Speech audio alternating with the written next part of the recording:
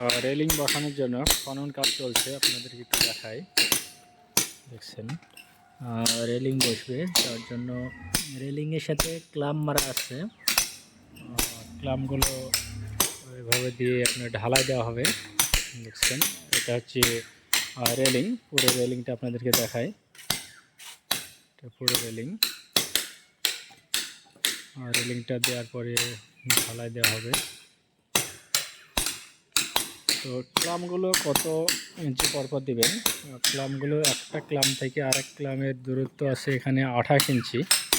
দেখছেন সেই মাপ করেই কিন্তু এটা খনন করছে। দেখেন খননগুলো একটু গভীর করে করতে হবে, কারণ তারপরে যে গেটটা বসবে, গেটটা কিন্তু অনেক ওয়েট, হ্যাঁ, মজবুত। তার জন্য সেই ওয়েটটা যাতে নিতে পারে সেভাবে আপনারা এই কাজগুলো করবেন। দেখাই, এটা পুরো রেলিংটা ওখানে বসবে, তার জন্য কাজগুলো করছে।